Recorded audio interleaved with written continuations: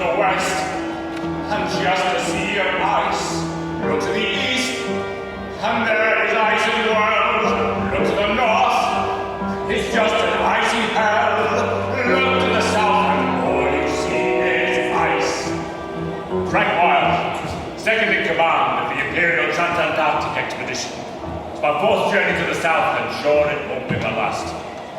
I always said I'd follow the boss till the end of the world. This time, it looks like I have.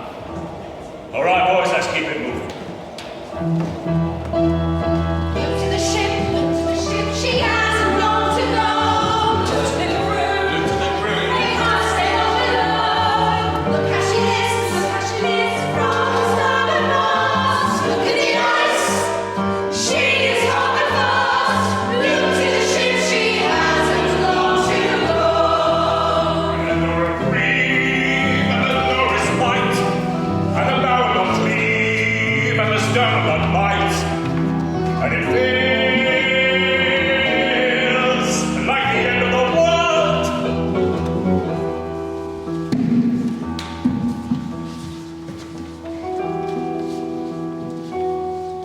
27th of October, 1915. 3 p.m., 8 minus 8.5 degrees Fahrenheit. As our trusty ship Endurance continues to be crushed under the pressure of the pack, the boats, provisions, and sledges are slowly being transferred to the open ice.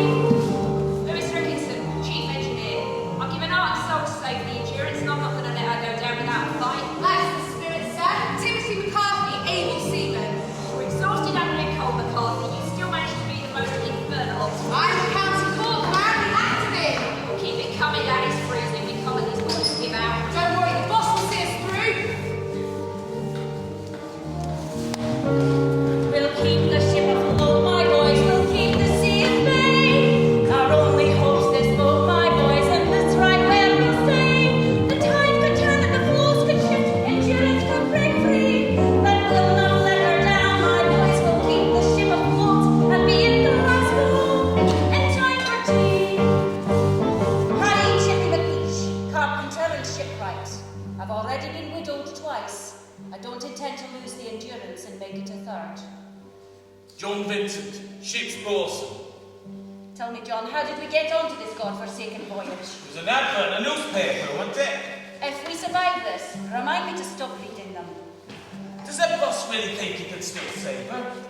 Just keep it tight, John. No one can say we didn't do all we could to keep her afloat. Time to bring the dogs out, lads. Attach that canvas to the port rail. We'll slide them down one by one. Frank Horsley, captain of the Endurance, joined the expedition because of a dream. They say a captain should go down with this ship, but I don't think the boss would permit that. Let's keep steering, lads. It's a storm coming. Look to the south, look to the south. The storm brews in the sky. Look to the glass and gale force winds are high. Look to the north, you're bidding the north sail. Look to the south, and let the swallow shrill. Look to the south, the storm brews in the sky. And there's a reprieve,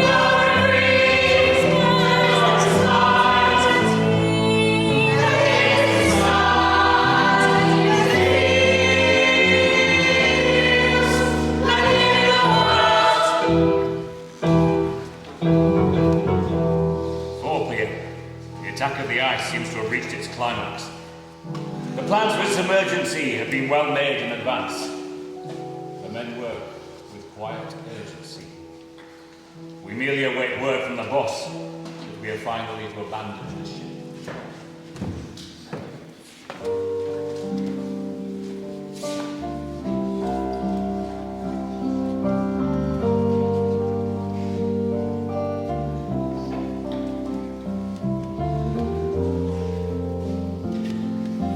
Personal journal of Ernest Shackleton. A fateful day. It is hard to write what I feel.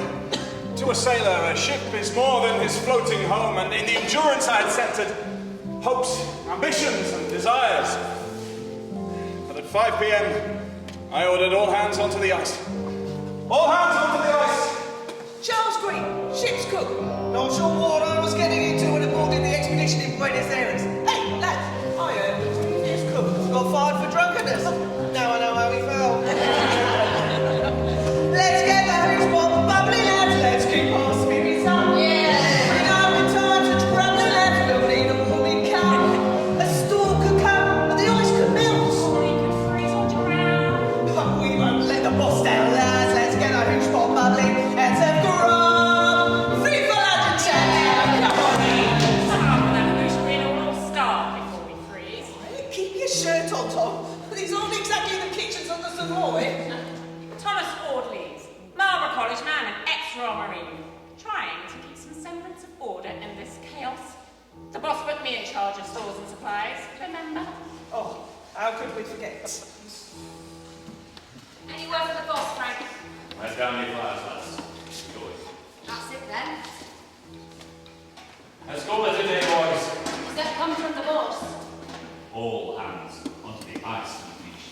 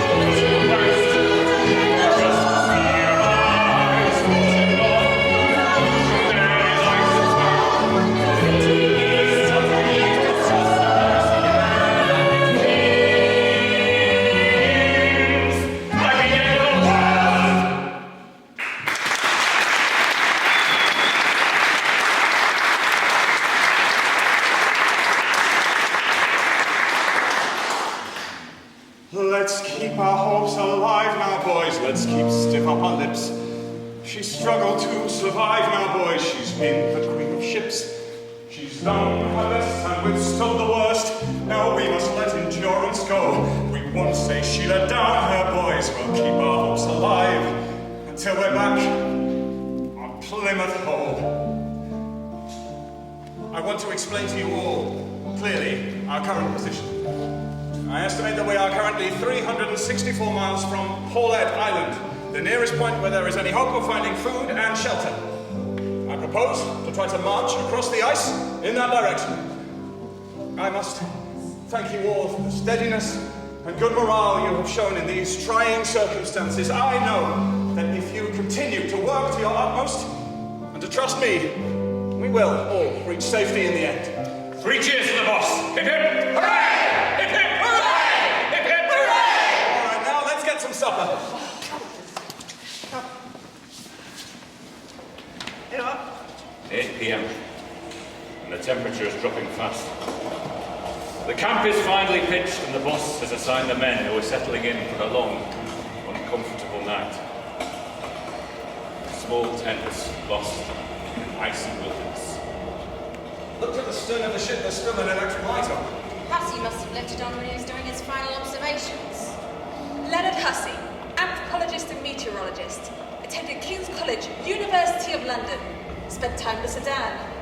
Lots of strings, as it were, but consider myself very much an amateur musician. Come on, Queen. Through the night, a light gleamed from the stern of the dying ship. Through the night, a hope seemed to still shine down upon our trip. Through the night, that light shone like a lamp in a cottage door. But when the morning came, the light was gone. And endurance, the endurance, our endurance was no more.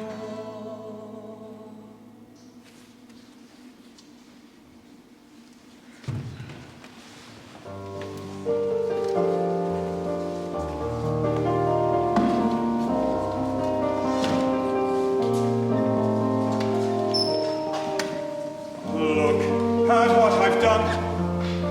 Look at where I've brought us, deep into the wilderness. And look at what it's taught us. Look at where we are. Look how fate defied us, lost out in the darkness, and only me to guide us. What kind of man could be so bold?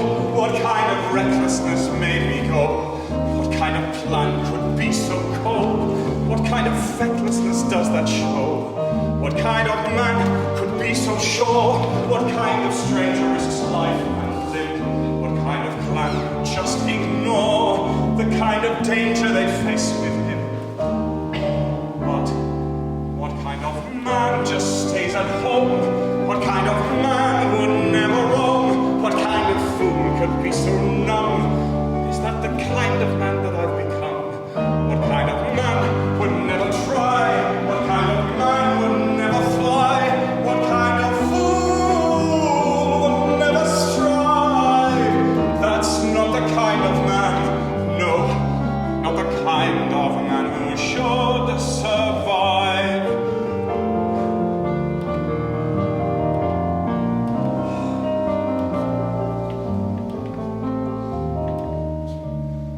Why did they agree to this short-sighted scheme? Why set out to sea? Why give their lives for one foolhardy dream? But men who never drink are never free. What kind of man would cower in fright? What partisan would dodge the fight? What kind of fool lets down his men? What kind of man would I be then? That's not the man they followed here. That's not the man who's led the cheer. That's not the fool fools get behind. Some also ran. No, I will never be that kind of man.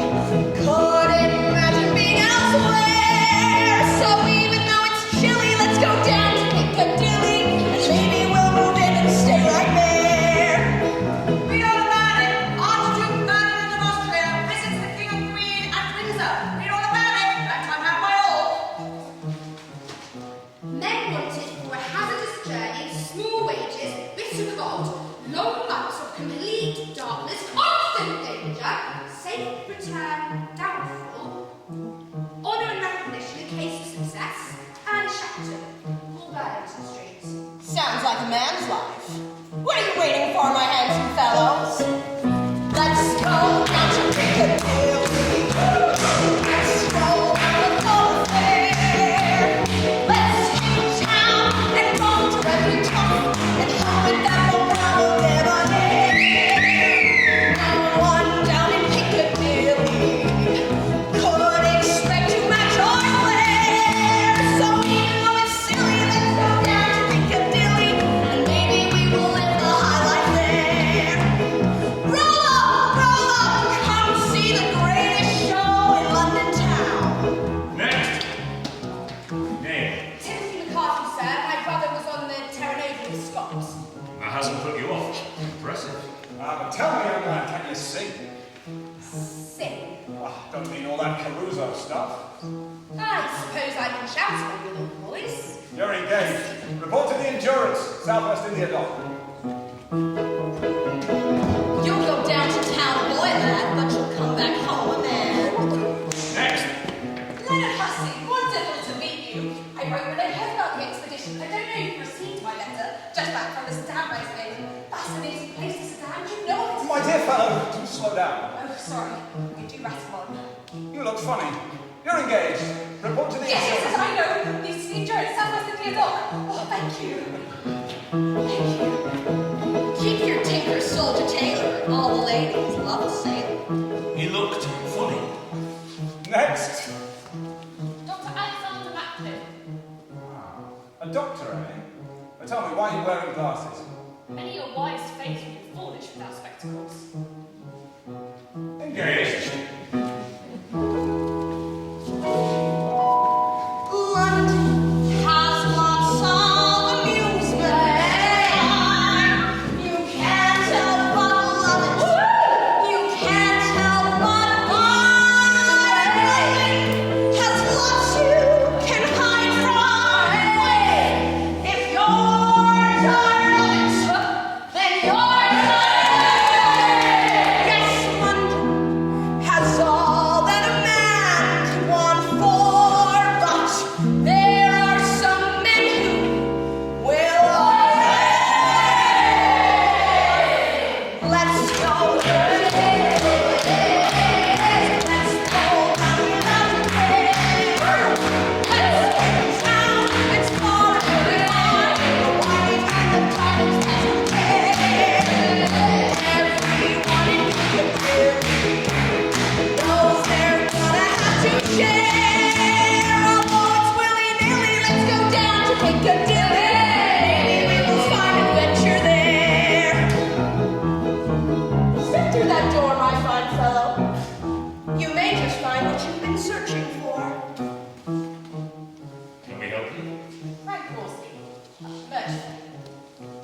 It's the strangest thing. Oh, spit it out, man. I had a dream last night that I was navigating a ship down Burlington Street, and it was filled with great blocks of ice. I come down today and here you are. Here we are indeed. Don't suppose you're looking for a navigator? You're engaged. Come on, everybody, all together now! Let's go down to Piccadilly. Let's go down without a care. Let's hit town and swallow every bar. The whining and the dining starts compare. Everyone in Piccadilly knows they're gonna have to share. Although it's really nilly, let's go down to Piccadilly. Maybe we'll find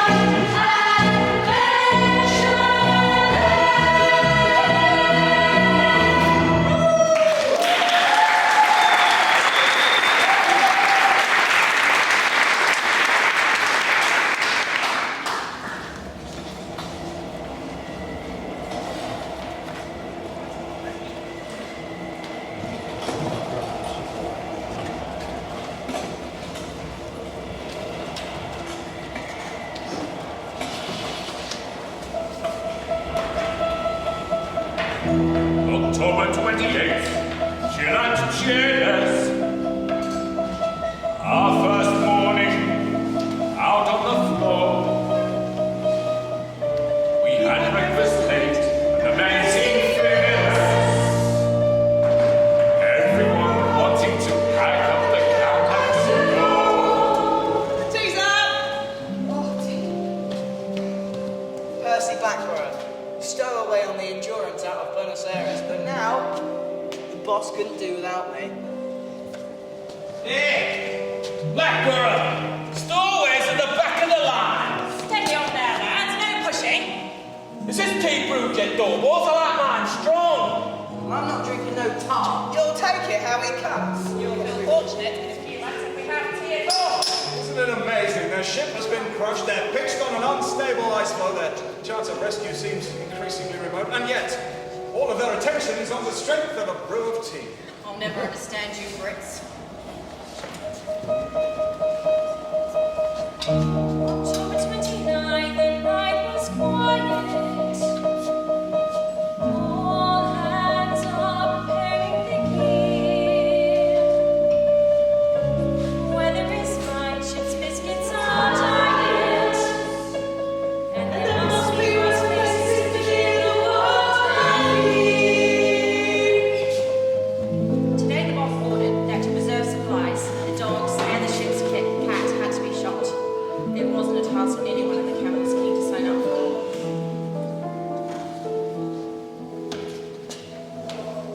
Thomas Green, second officer. Joined the Navy at 15. First sailed to Antarctica with Captain Scott. Sure, life has been tough, but nothing has prepared me for what I have to do today. I'm sorry that this falls to you, Tom. We can't afford to use up any more supplies than absolutely necessary. This is Chippy too. And the 4 youngest pups. Oh, don't tell McNeish yet. You know how attached he's become to that cat. Yes.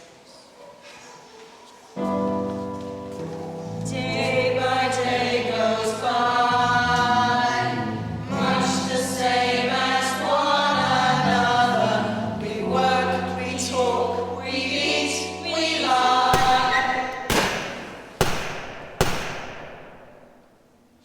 Side by side and brother to brother.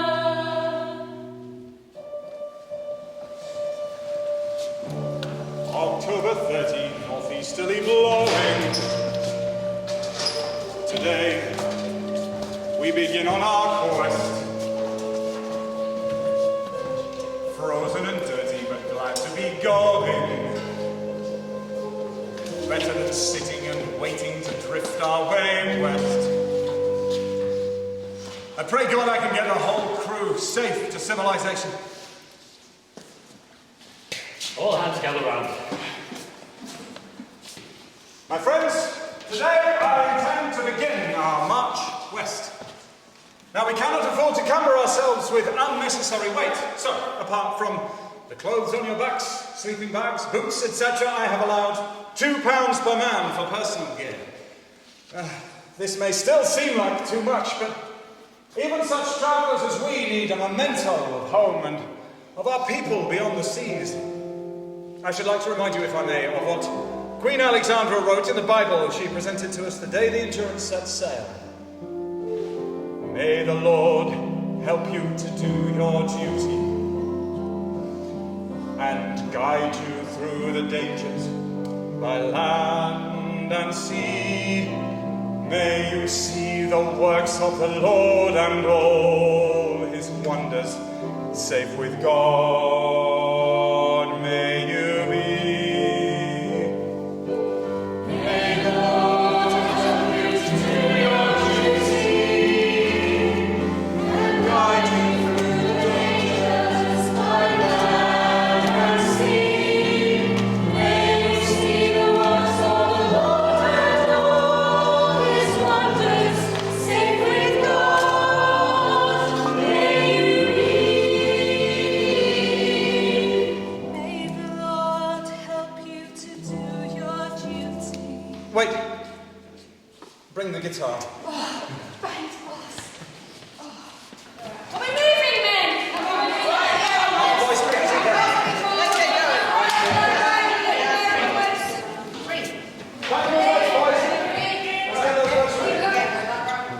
Everyone on the run?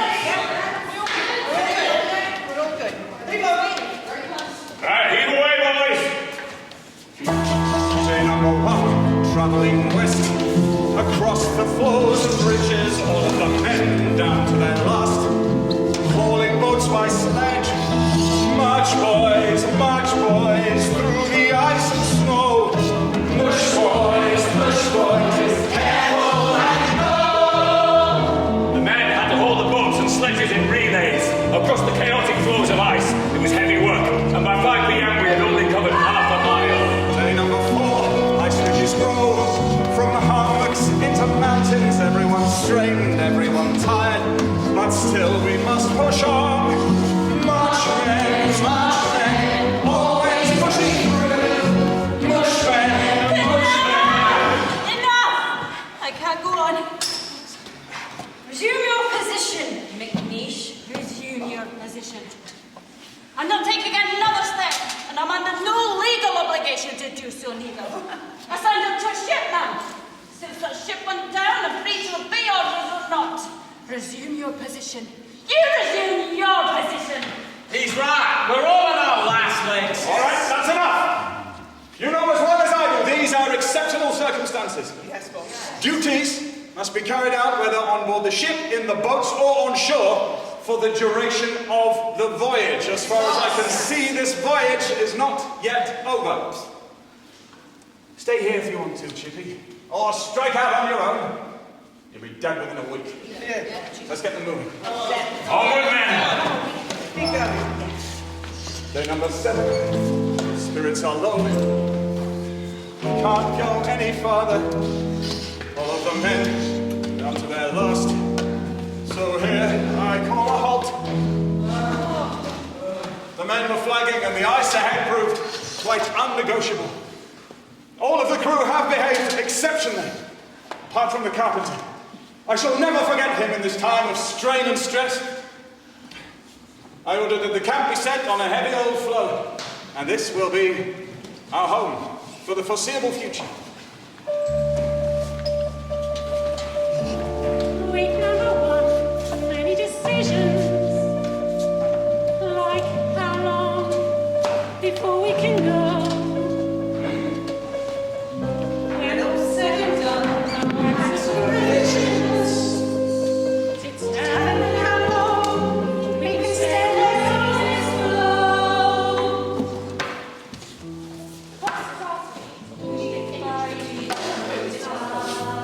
Well, the dog, but the men can't live on ice. The dog's fine.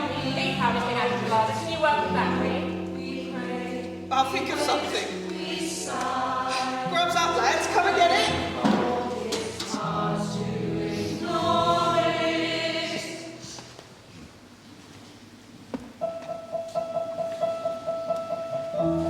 Month number 1. Month number 2.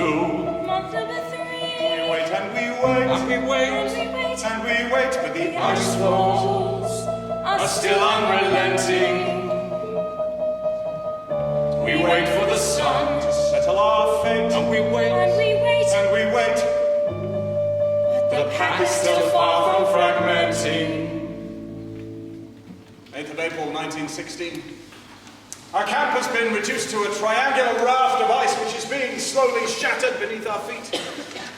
The weather ranges from snow to freezing rain to frantic blizzards which confine all to their tents.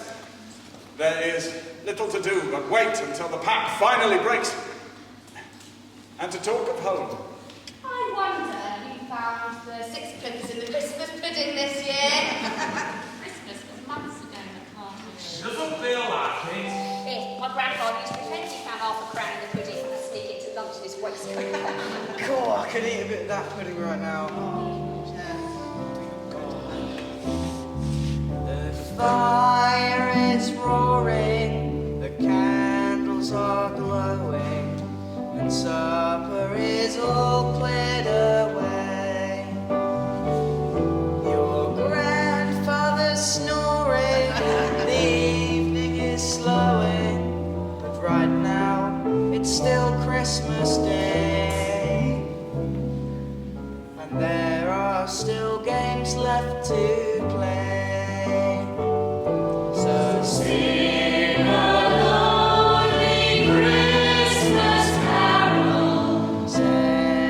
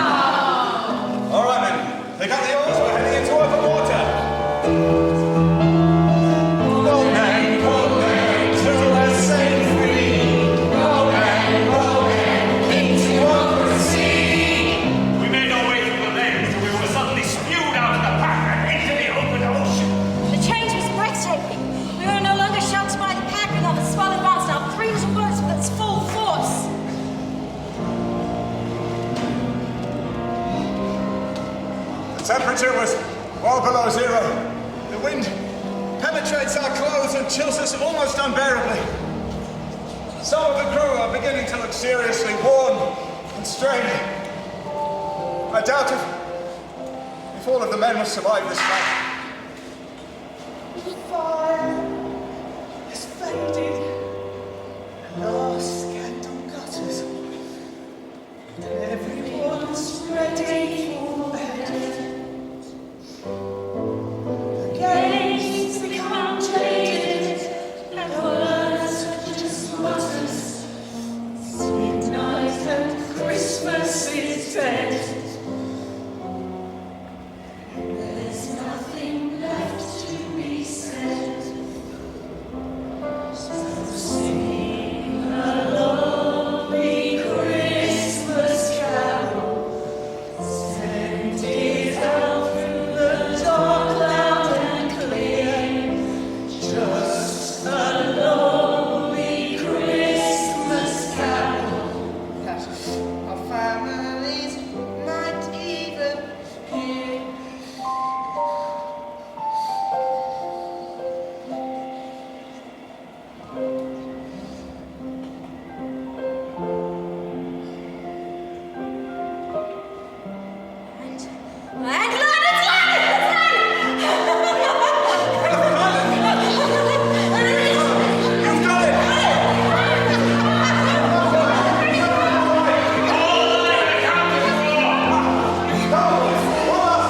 One last great endeavor.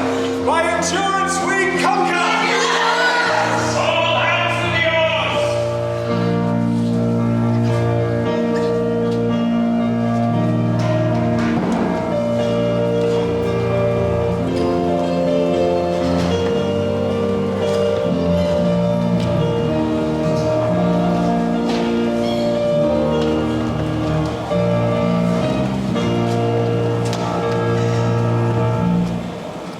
Okay, boss. What you got to me today? So my boss gave me this one. So this one. Oh, wow. This one, yeah. Passing up the endurance is going to be a big job. Yeah. You're going to help me with that, yeah? Yeah, just got to 5 minutes. Okay. 5 minutes. Yeah. Mr. Shackleton! Mr. Shackleton! Mr. Shackleton! How do you feel about the situation in Europe? Now your expedition is about to set Did off. Queen Alexandra enjoy a tour of the ship, Sir Ernest? Will you still be heading south? Gentlemen, please, I intend to give a full press conference before we set sail. This is a proud day for the British flag, gentlemen, a proud day. How proud do you feel, Sir Ernest, meeting with the Queen? We hear she gave the Bible.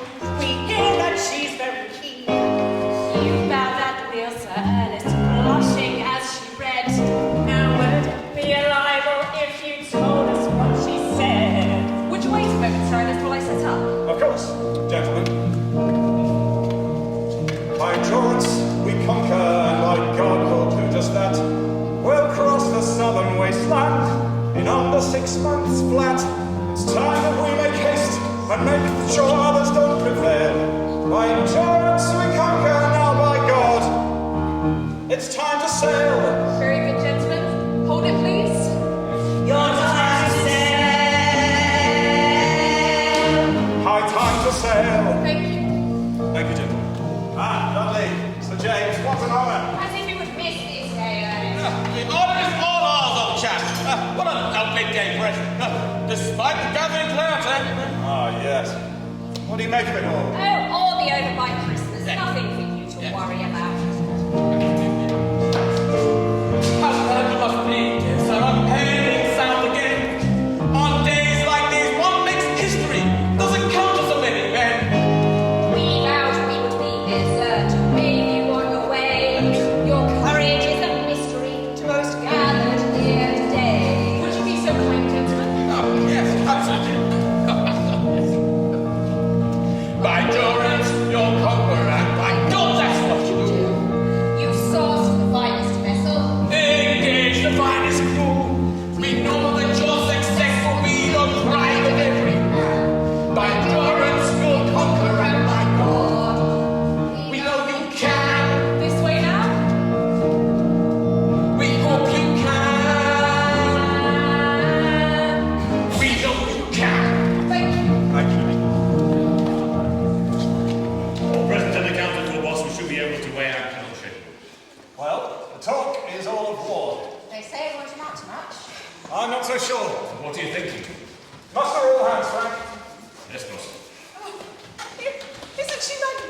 magnificent. Well, Ernest, you have outdone yourself. A magnificent vessel. Perhaps you'd like to take one last tour of the deck? Well, I would like to see what my investment is paid for. Sir Ernest, this just came from the Harbour's Master's office. It smells like it's from an admirer. Come along, Emily. I'd just like a quick word with Ernest. Come along, my dear. We don't want to delay the great adventurers.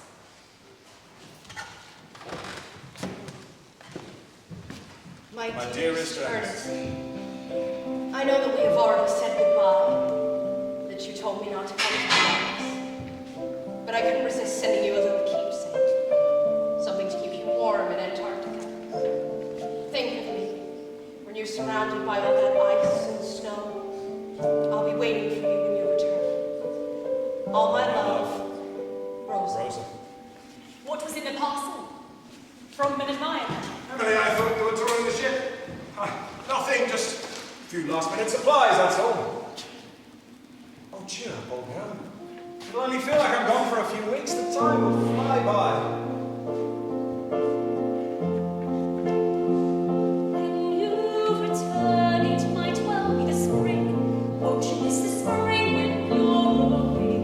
Won't you miss the blossom? Won't you miss the king? You'll long to see the green when you return. Your charity work and the children, you'll barely even notice I'm gone. When you return, the children will have gone. Won't you miss the children when you're gone? Won't you miss their laughter? Won't you miss their games?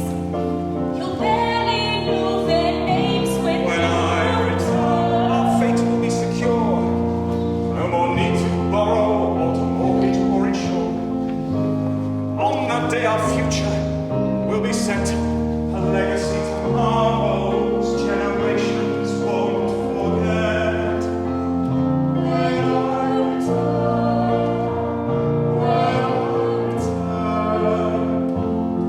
I'll be older, I'll be wiser. but so much still to learn when you return. When you return, your country will change. Won't you find the change a little hard? Won't you miss the honor of fighting for your king?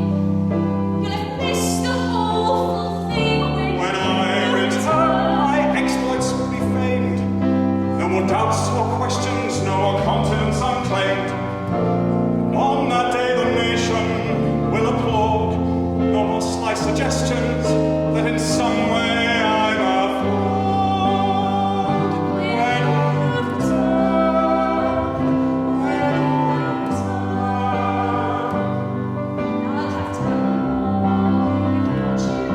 I'll have glory still to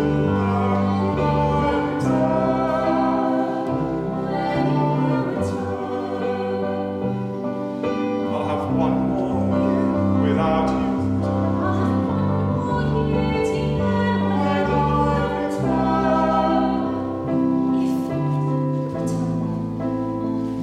When I return, we will say We'll meet again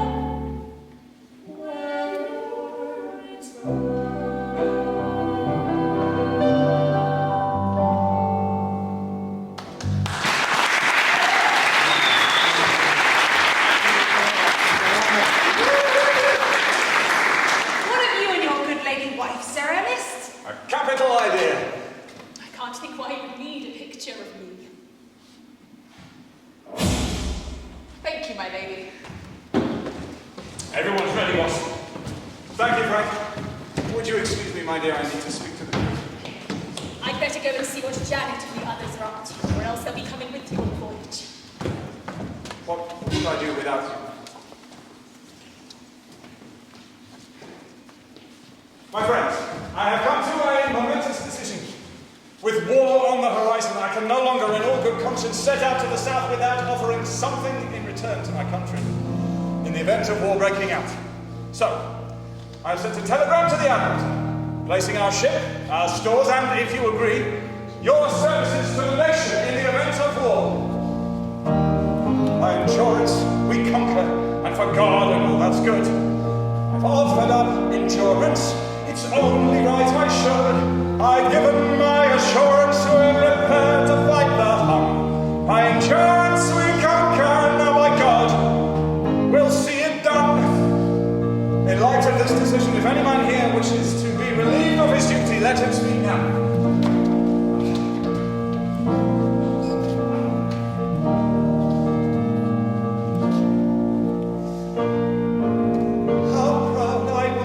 Friends of serving with this crew. I can't think of finer fellows to help me see this through. You have let me see, my friends, the stuff of which you're made. So Neptune, blow your bellows and we'll face you unafraid.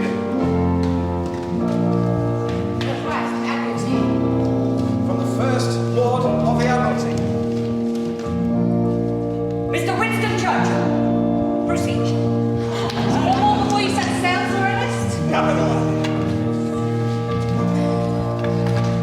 Endurance we conquer, endurance we succeed. We'll cross the mighty ocean and take a mighty lead. It's time to sail an ocean, all that we've been working for.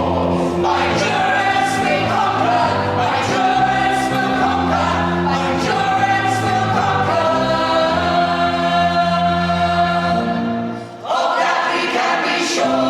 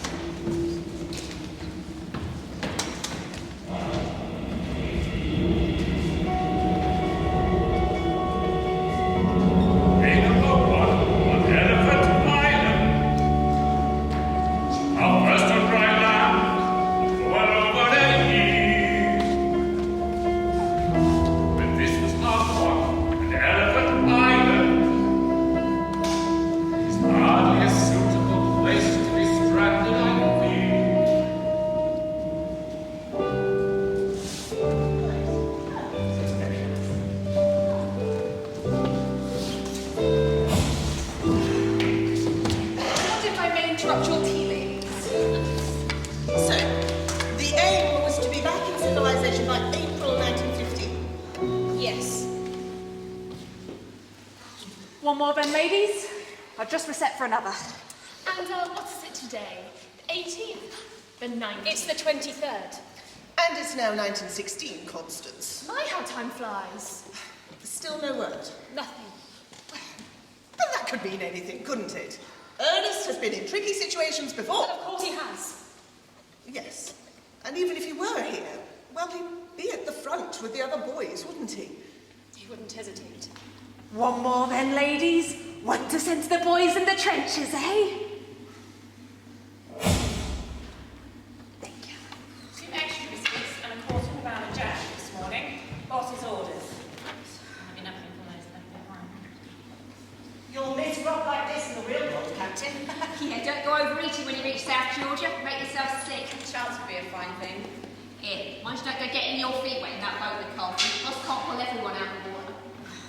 And Cream, when you get back to civilization, Yes, first. leave some girls for the rest of us. Hey! You're all mad. They'll never make it back. Never! That's enough of that. Let's finish loading the boats. Frank, you and your crew are better. Start making your final arrangements. Where's the boss? Making his. To the Worsley family, New Zealand. My dear Ellen. Mother and father, Lizzie. To whom it may concern. Say farewell, I may be facing hell, but I miss you so. Good day, goodbye, I pray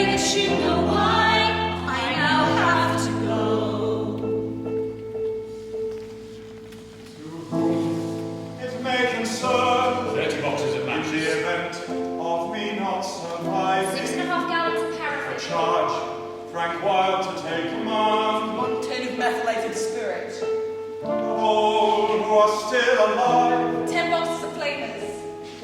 2 prime stoves of spare parts and prickers. Photographs and One nationality medium cooker. 6 sleeping bags. I bequeath to James Frank Early. A few spare socks. 2 canisters of blubber oil in the oil bag.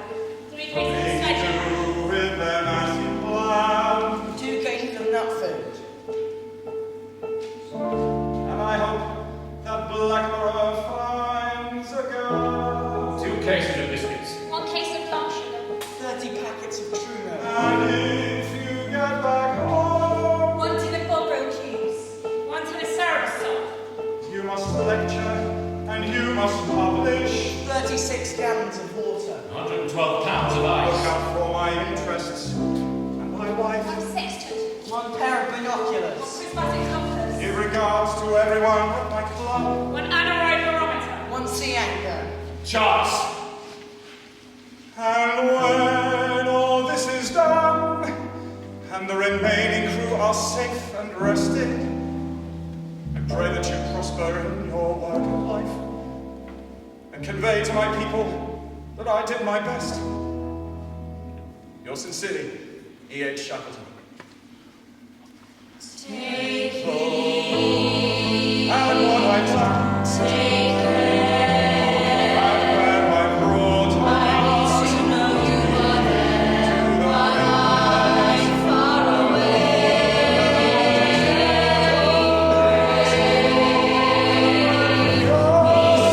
far fate defied us. away. My happy soul will tarnish this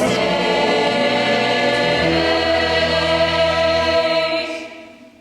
My dearest Ernest, I wait, and there is still no word from you. I lie awake at night and think of you out there in the cold, and I wonder, are you thinking of me? You must miss him, my dear. There have been so many expeditions now, I lose track of them all. I'm sorry for the children, though they miss their father terribly. Of course. But I'm not the only woman missing her loved ones, after all. This dratted war. When will boys learn to play nicely together? Janet. I mean it. You would never catch a woman starting a war or running off to the poles and leaving her children behind. It's just not in our natures. I can't tell if you're agreeing with Mrs. Pankhurst or not. It's the burden of womanhood, Emily. We wave them off to fight their wars.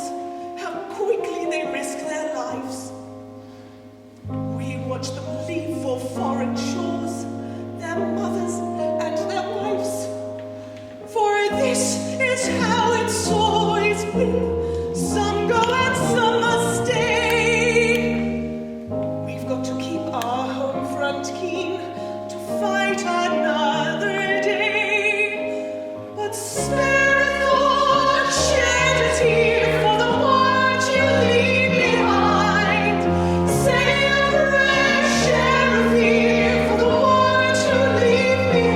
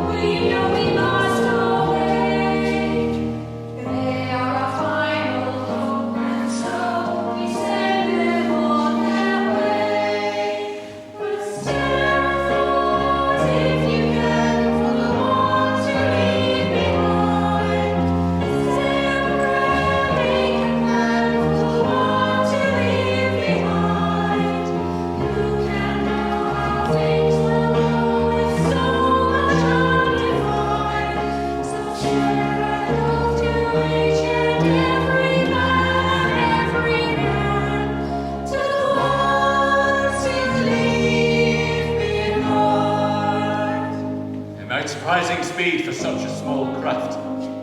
We watched them till they were nearly out of sight, which was not long, for such a tiny boat was soon lost on the great heaving ocean. So take about to the water you leave behind. Sail around, take about to the water you leave behind. Who can hide a sense of pride in all of humankind? So spare love will also rise somehow to the ones you leave behind. 3 cheers for James Caird and the boss! Hip hip! Hooray! Hip hip!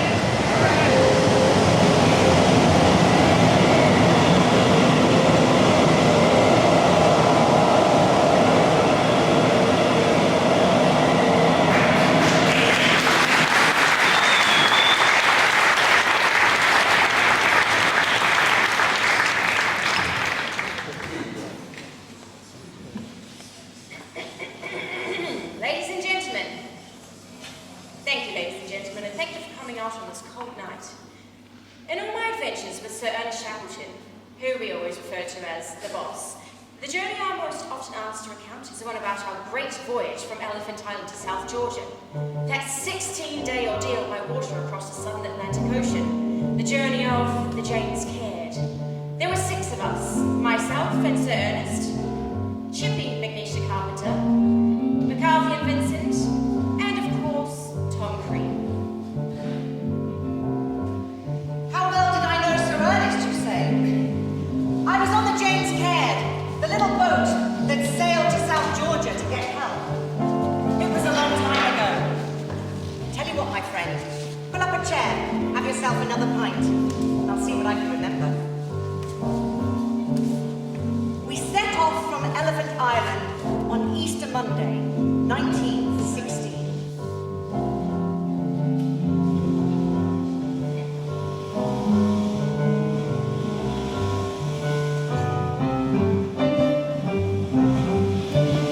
Let's keep the care afloat, my boys. Our mission cannot fail. All hopes are with this boat now, boys. Let's keep her in full sail. The winds might blow and the waves might crash, but these things must be brave. For we won't let our crew down, boys. We'll keep the care afloat, and we'll make sure every man is saved. Well, boys, we've had some great adventures in our times. This will be the greatest of them all. As the storybooks say, this time it really was do or die. We were all in good spirits, all except McNeish, who kept complaining about the cold. The worst 16 days of my life, matey, that's what it was. We were constantly cold, wet, and exhausted. And the boss just kept driving us on and on, over 800 miles of the world's roughest seas. My bones still ache because of what I experienced on that godforsaken boat. There's something to say for life on the sea, the salt and the spray, the fine company. When we're back on land, the tales we will tell, but who'll understand that it wasn't safe Oh, aye, they've all written their books and made their fortunes, but no one tells you what those 16 days were really like. The boat was always rocking. The sea was never still. The wind was always howling. The sails would never fill. Tom Crean was always singing, and Vincent always cursing. And Ollie and McCarthy still thought journeys were a thrill. This is the life, boys. Now will we get farther north, Skipper? The westerly gales and easterly currents should force us to South Georgia. Never told anyone this, but I really don't know very much about sailing. I'm telling you, I don't. It's all right, boss, I do. Who she's up? There's a gap in the card, Skipper. Can you get a reading? Latitude 59 degrees, 46 minutes. South.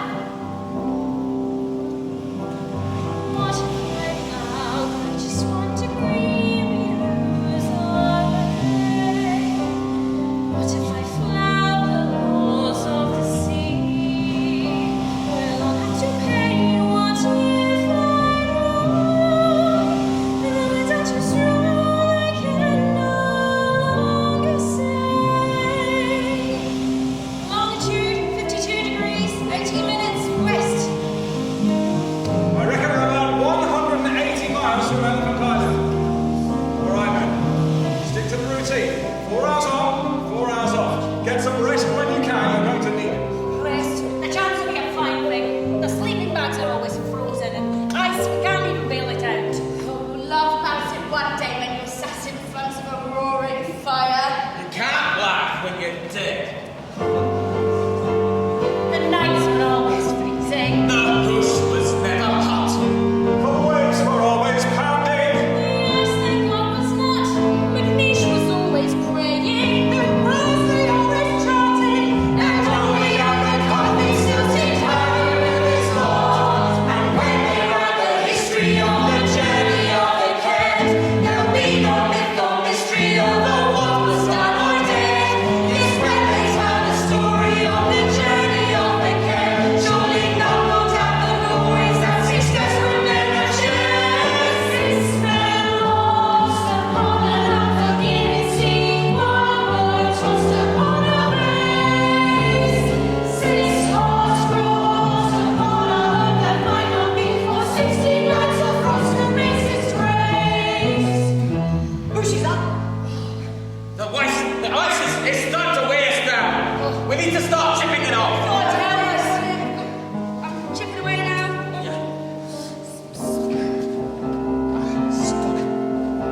There's so many things in my life. I was young. There's so much that this Ocean is mystery. Always sing along. As turns our decisions like first and just All right. Go below and get some rest. Done yourselves good, boys. I'll pass the bus. Good lad. Moran was slowly dropping. Our spirits were too high. Our hopes were slowly fading. No sign to sleep and sky.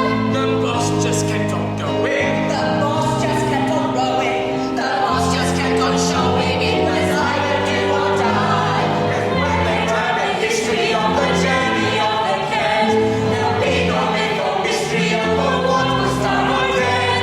Yes, when they tell the story of the journey of the Kent, surely none will doubt the glories that 6 desperate men have shared. 6 men tested to the limits of their strength. 4 hours resting for a land. 1 hour's rest for which you'll go to any length. For 22 hours till the desperate hills to down. There's another break in the clouds, Gibbon. What is it, boss? It's not a clearing. It's a wave. It's the crest of an enormous wave. Hold on tight, boys. It's got us. What if I know just one day we lose our way?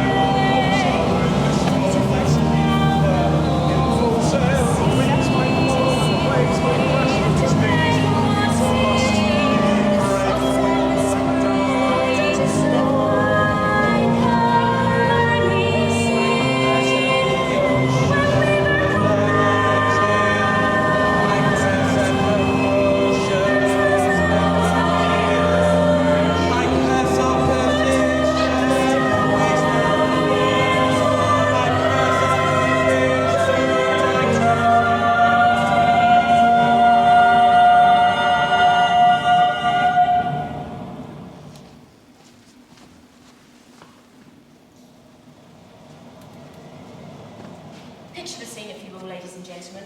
There was a roaring of water around and above us. It was almost as though we had capsized. The boat seemed full of water. For a few moments, it was uncertain that we would succeed. Gradually, we realized our lives had been spared. In all my years at sea, before and since, I have never seen a wave so gigantic. So there you have it, ladies and gentlemen. We live to tell the tale. The worst 16 days of my life. All his In words. those final days, we were to be clean and dry at the whaling station in South Georgia. But how could we know that our trials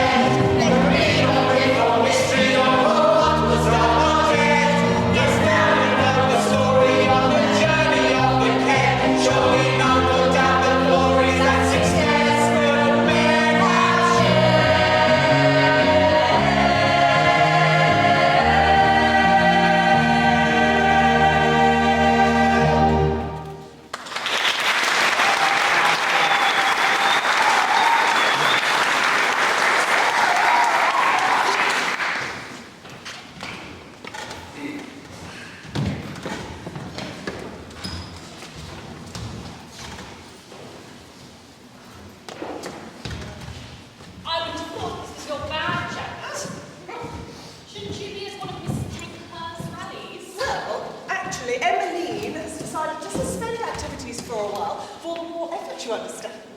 How about a picture for the Daily Herald? Ladies doing their bit for the war effort. That's the impertinence. It's for a good cause. Very well. Constance, help me with my hair. All right, very good. Smile, hold your head high, make them believe pictures can lie just for a while.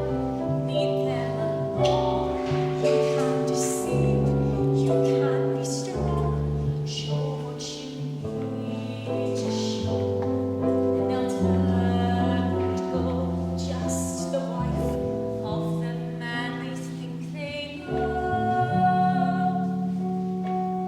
Picture him at a desk in a walnut, leaving town on the 5:20 Picture him coming home to a mansion flat. Picture that. Now picture me at a concert or evening meal. Never talking of Jenny's or ice.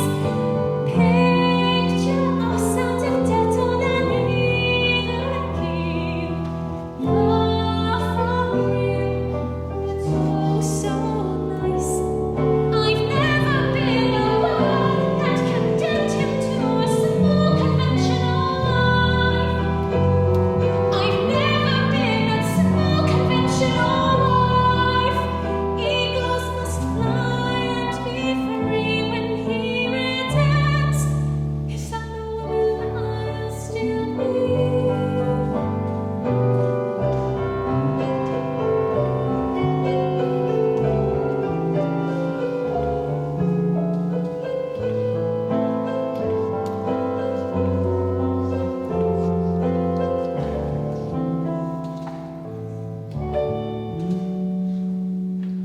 Picture us when we're 60 at home each day. Picture us by the fire each night, safe and sound with ambition all far away. Old and grey, does that seem right? So take a picture of me, put it in a frame, hang it high on your drawing room wall. See a woman with only herself to blame. That's her fame. She tried to have it all.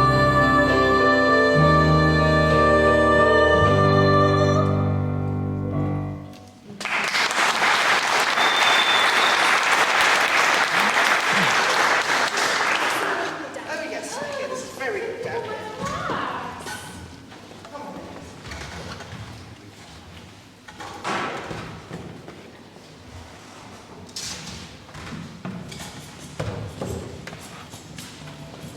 Thursday, the 18th of May, 1916, South Georgia. After over 800 miles of ocean, we finally made landfall on the southwestern side of the island. We were close to exhaustion and half dead with thirst, but shelter and a good fire soon revived our spirits, and we began to realize how lucky we were to be alive. I could almost be in Brighton on the pier or by the door, with a sweetheart on my arm, full of summer Sunday charm. I could almost be in Brighton, we are one step closer to home. I could almost be in Scotland, in the valleys where I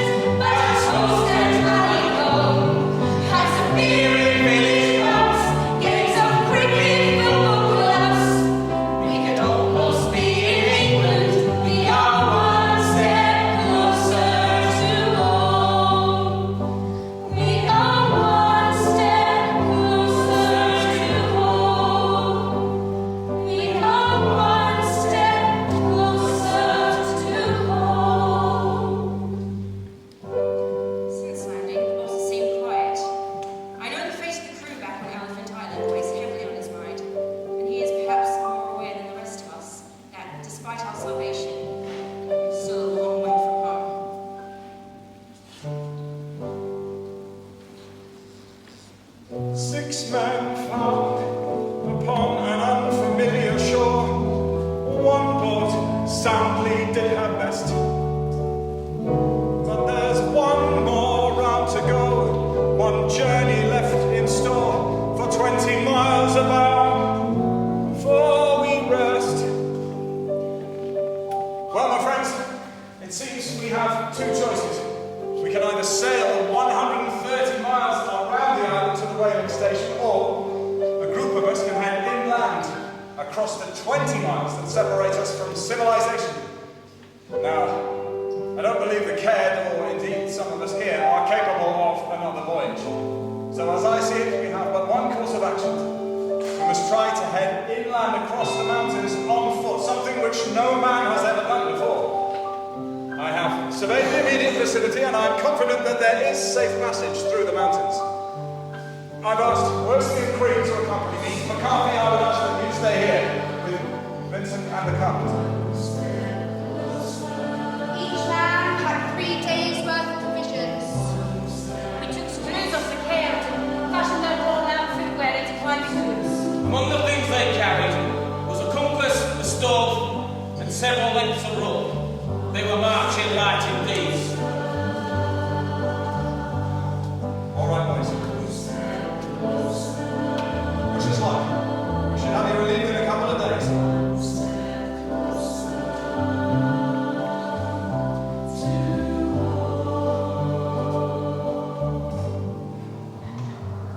We could almost be in Switzerland. It's snowy Monaco. I am in a high class. Device like broken glass. We could almost be in Switzerland. It's one step closer to home. Hot, hot! How to start it?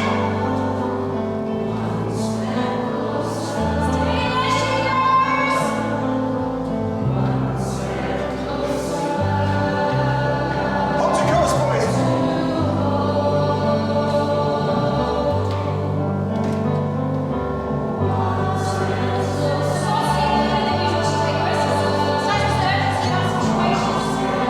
We were without shelter and traveling through uncharted territories.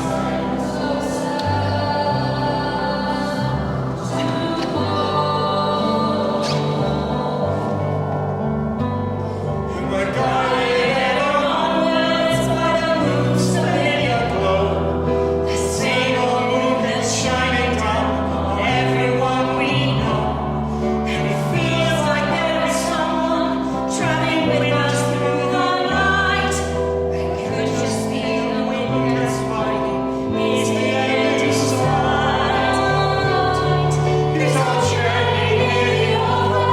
Can we hear time's metronome? Has our love lost our out?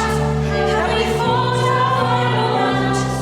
Is our journey nearly over? Are we one step closer to home? Are we one step closer to home? Are we one step closer to home? Well, I'll tell you what, Skipper. I'm done. I'm never taking another expedition. Ever? Someday you and I will come and dig for buried treasure. Perhaps just sleep quietly with the other old sailors. Oh, sleep feels pretty good right now. All right, you two get some rest. I'll take the first watch. We enter the Antarctic with a well-found ship, full equipment and high hopes. And now, we were all that was left of that last great endeavor. 3 men, a logbook, a stove, and the frozen clothes on our backs.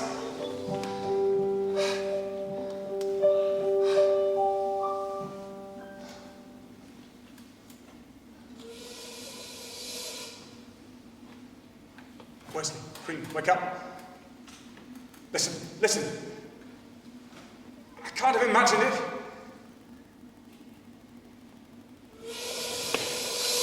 What is that? Sounds like a factory whistle.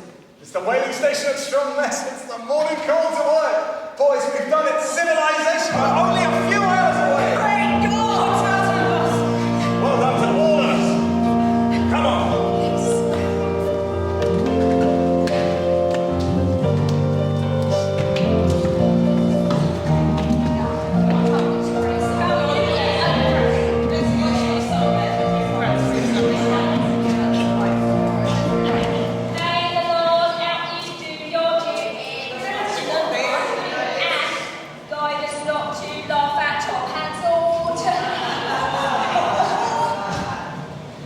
22nd of June, 1916. Midwinter's Day. We are now well established on Elephant Island, although it remains the most bleak and inhospitable land imaginable. Winter has truly set in. We see very little sunlight. Nearly 2 months since the bot set off on the cairn. Keep telling the boys, it'll be too much longer now. Can we do this every night, boss? They look to me for strength. I give what strength I can. They look to me for courage. Like I'm the braver man. They look to me for hope. I share whatever hope there is. When they look to me for answers, all my answers sound like his. Second in command is all I'll ever be. All I wanted. Second in command is all they'll ever see. Try and trusted that they'll all agree, but only second in command. They look to me for truth. I'll tell them how it goes.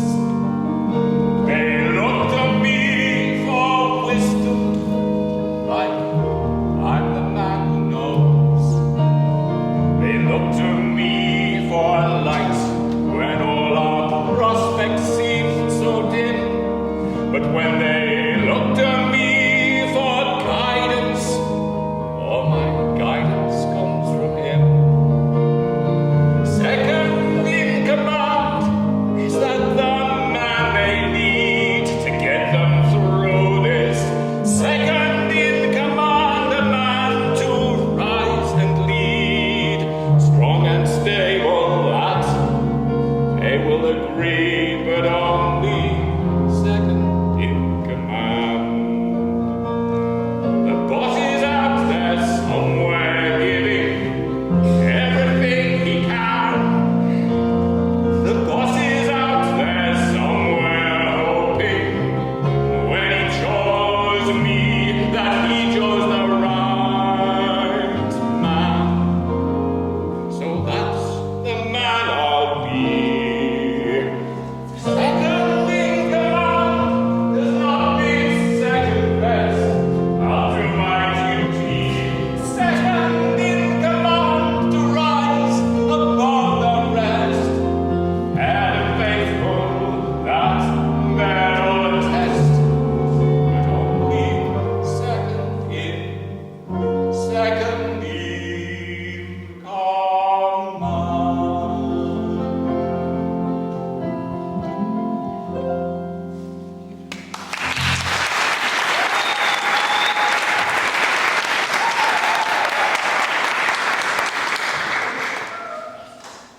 Ship ahoy! God, Anna, did you hear that? What's supper ready? No, listen. Ship ahoy! It's a ship, boy, a ship. Shouldn't we light a flare? It is a ship, about a mile away. There you are. I always said the boss would make it back. Well, don't just stand there. Get that signal lit. What is it, boss? They're right. I can see a count. I can see figures. How many? 2, 5. I can see smoke. They've lit a signal. They're all there. They're all safe and well. You did it, boss. We did it. I can see 2, no, 3 people. It's the boss with them. Wait, there's one more getting aboard. It's the boss.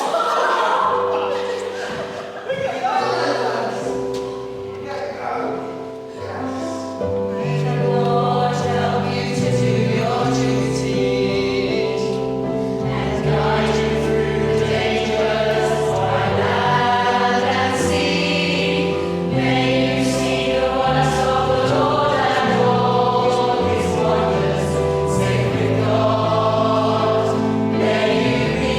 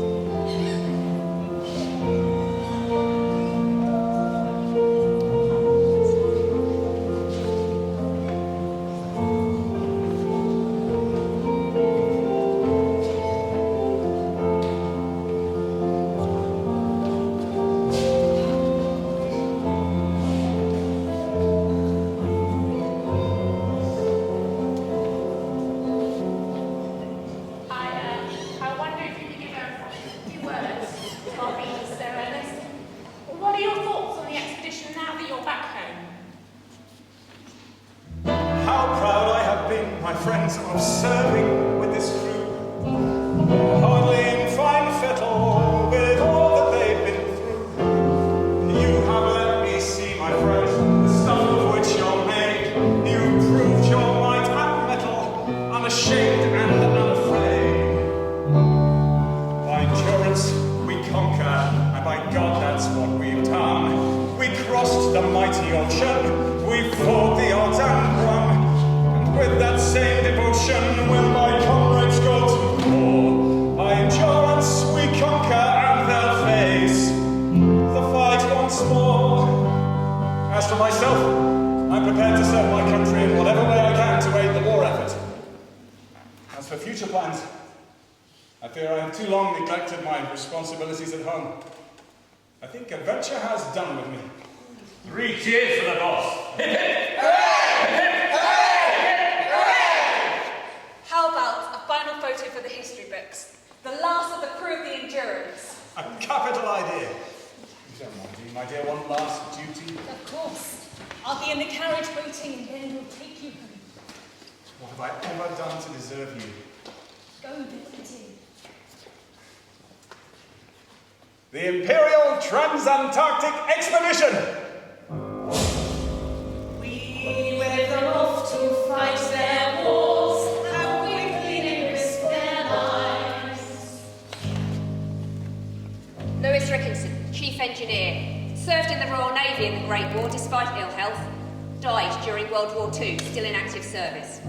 Timothy McCarthy, able seaman, killed in action on my first day of enemy fire, 3 weeks after being rescued from South Georgia. We watch them leave for foreign shores, their mothers and their wives. Harry McNeish, carpenter and shipwright, returned to the Merchant Navy but suffered from ill health. Died in 1930 in New Zealand. Denied the Polar Medal. John Vincent, ship's bosun, fought in both wars, died in a naval hospital in Grimsby. Also denied the Polar Medal. For this is how it's always been. Some go and some must stay. Tom Crean, second officer, served in the Navy, died at home in Cork in 1938 of an appendicitis. Percy Blackborough, steward and stowaway on the Endurance, refused for military services due to injuries sustained on the expedition. Died in 1954 of heart disease.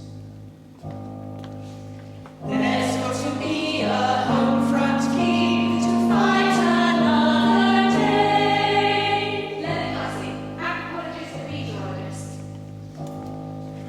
But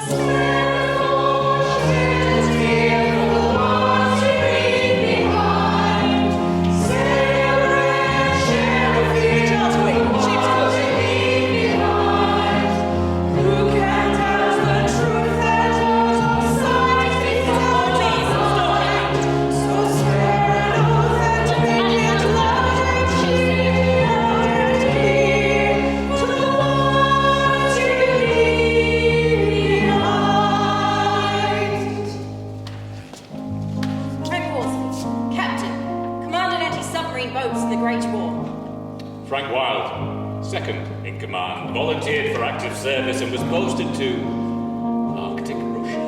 And after the war? Well, We both stayed with the boss till the very end.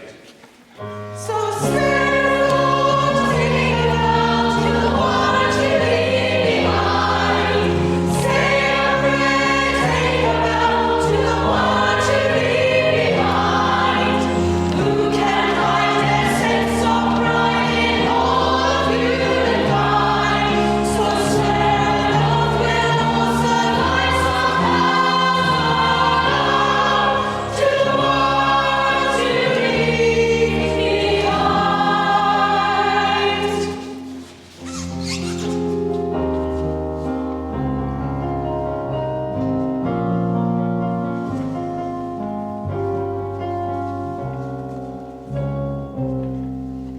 What kind of man would risk his life? What kind of father spends years away? What kind of man could leave his wife wouldn't rather come home each day. But what kind of man admits defeat? What kind of man would feel complete? What kind of fool would that make me? That's not the kind of man, no, not the kind of man I'll ever be.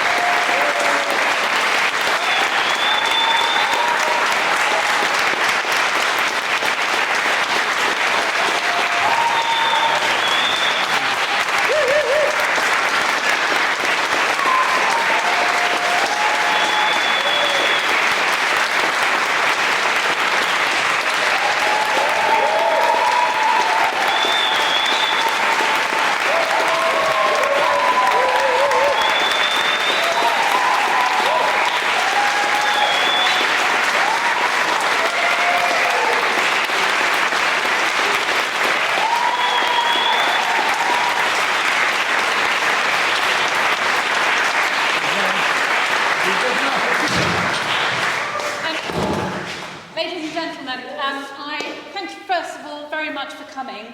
We have a very honoured guest with us today who I'd like to just welcome onto the stage, Shackleton's own granddaughter, the Honourable Alexandra Shackleton.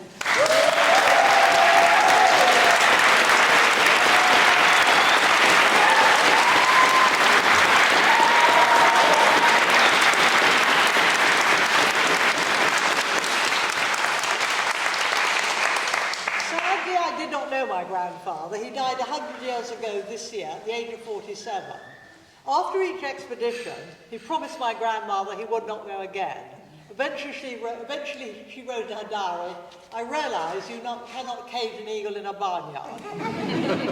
His last expedition, Quest, that was the name of the ship, he had a heart attack, but, well, he wouldn't admit it. In those days, the leader could refuse to be examined. They got to South Georgia, and he was almost his old self, the scene of his greatest triumphs. He wrote in his diary that night, "In the glimmering twilight, a lone star hovered, gem-like above the bay. A few minutes later, he was dead." Such is the interest in him that I personally have spoken about 17 countries and been to the Antarctic 5 times, going twice more this year. Why? One reason, the way he led his men. He was very much advanced in most leaders at that time, in that he took the trouble to get to know his men. When they were living on the ice in tents, with the Weddell Sea surging beneath, and the Endurance expedition, he personally chose who would be in each tent. He did not, as would have been usual 100 years ago, took the men in one set of tents, the officers in the other. He balanced the personalities because he knew them. That is more unusual, it might seem even at first glance, because there was an enormous educational gap between the officers and the men then. Some of the men were illiterate, even superstitious. One of the men originally refused to eat penguin. He said, everyone knows that penguins contain the souls of dead sailors.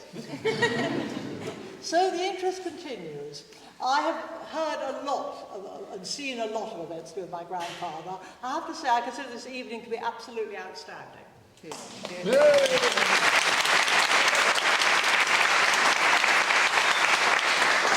music, the drama, fantastic. And I have to say, I was moved. Me, I've been hearing all thing all my life. Thank you all so much. Thank you.